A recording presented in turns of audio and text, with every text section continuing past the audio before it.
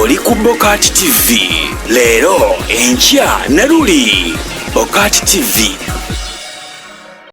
Ku Bokati TV nkwaniriza nnyo ate mpozi gwe tulaba webale kwera mpozi nga ate otugoberera subscribinga, likinga, ate mpozi bera ngo sharinga waka waffe. Nze Sula Ssenyonga okubera mpozi nga ate nkutuusako amawulire gonna gobera funye olunaku olwaleero agabera gayiseemu. Mbakulisaayo mwenna abadde mu weekend ebadde mpanvu nnyo. Naye kati tukomyewo. Olunaku olwaleero tugenda kwogera ku mukyala mpozi ate Guild President Shamim Nambassa ate mpozi ngono ye Guild President omupya mu bayizi e Makerere munnakibiina kya NUP gwe tugenda kwogera ku olunaku olwaleero.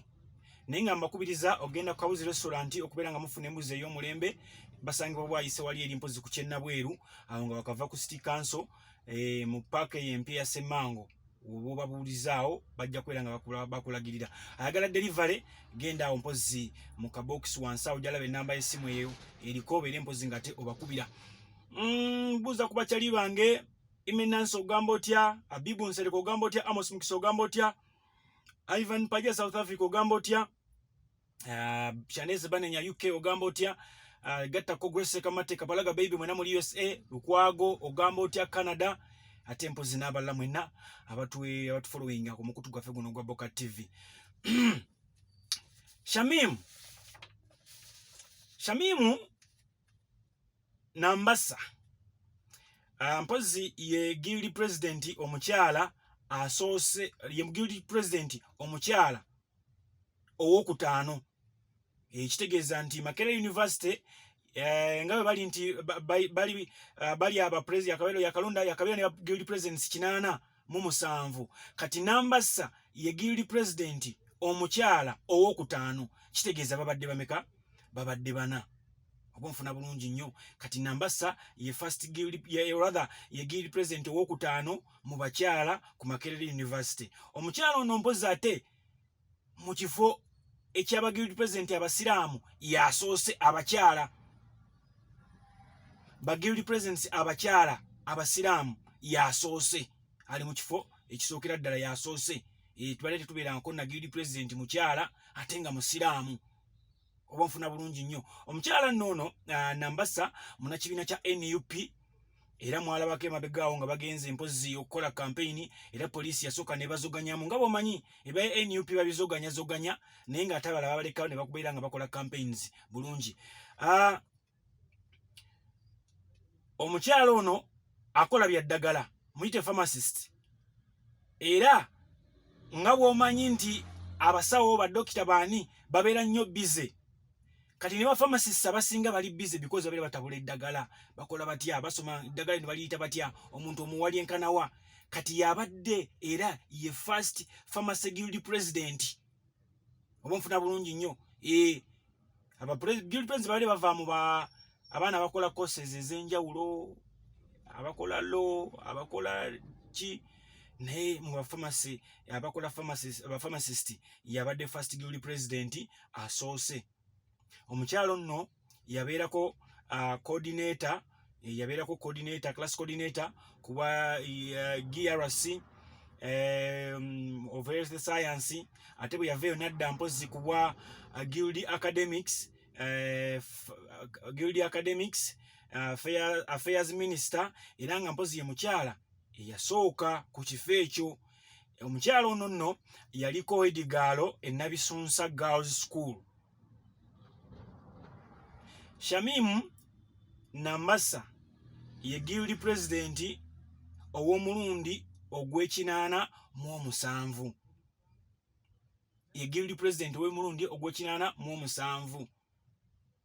Ndowooza omulaba nti azze abeera mu bifo eby'enjawulo okusobola okufuuka ekyo kikyali. Akalulu nno kabadde sitiifu nnyo era kabadde kankalu nga bwe nkugambye nti kabaddemu emiggo, kabaddemu obuvuyo bwonna na buli kimu. Naye Shamimu teyeesimbyewo yekka kuba Guild President. Yabadde yeesimbyewo ne Ayeyo Sam era nga mpozi Ayeyo Sam ono yavuddeyo n'obululu 7 ye 0.0 nga mmekaawo percent.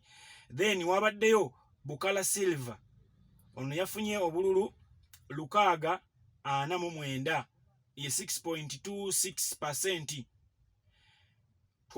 yabaddeyo mpozi ne bya Yesu ajipa yafunye obululu 697 ye 6.12 ye 6.129%. Then eyabadde nga amugezaako kumukwatakwatako ye Kamulegeya Abeidi Yahaya yafunye obululu 15 ye percentage eya 14.975%. Wabaddeyo Muzinzi Ronald yafunye obululu 1117. Twabadde ne Mwase John yafunye obululu 1117. Ne tubeera ne Omega Victor yafunye obululu 37. Ne tubeera ne Tumuhimbise Martin nafuna obululu 1017. Ne tubeera ne Tumusiime Moses nafuna obululu 1045. Kati Shamimu n'abawangulira ku bululu 5610.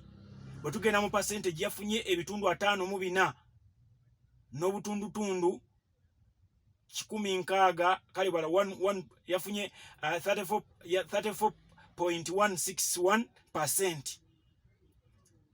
Obo ntegera bulungi nnyo ebyo bitundu mwesobodde okwera mpozi nga ate afuna bwatyo nabeera nga mpozi awangudde abantu bano.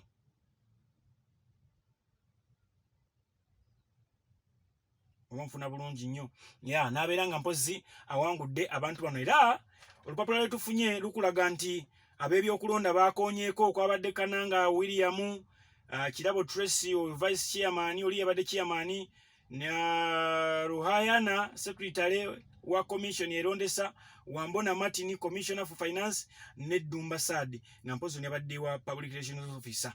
Bakonyeeko batyo ne bagamba kituufu omukyala awangudde ye Shamimu Nambasa munakibiina kya NUP. Ebibiina nno bingi byesimbyewo, aba FDC bataddewo omuntu, NRM yataddeyo omuntu, era ne bitambula nga mubadde mujja mu biraba. So kakati ku mulundi guno abaana basobodde okubeera nga balonda omukulembeze ate mpozi gwe beeyagalidde. Naye nga kugambye akalulu kabadde nnyo tayiti. Campaign era zaabadde nga bwolaba eza Kyagulanyi bwe yabadde nga bwe yajjanga mu January awo nga ajja azikolakola, n'era nga okusuka omugwa kwa maanyi nnyo. Ne wano byabaddeyo nga bagalazaako kukusa ow'NRM ayitewo ne bigaana okakana nga awanguddwa, ate ne batuyamba ne bakkiriza mangu nti akoze eki, awanguddwa. Kati ekibuuzo kiri nti banaakola bonna oba nga university eriredde okubeera ng'ekola n'okuwa ebisaanyizo byonna bonna nebirina okukozesebwa ku munnakibiina kya NUP Shamimu. Bwatyo nno omukulu Bobi Wine oba muyite Honorable Kyagulanyi nga principal wa NUP yavuddeyo n'ayozaayoza mwana muwala n'amugamba nti kabadde kaseera kakanayo kyani ne mwana ttu munnange yoga.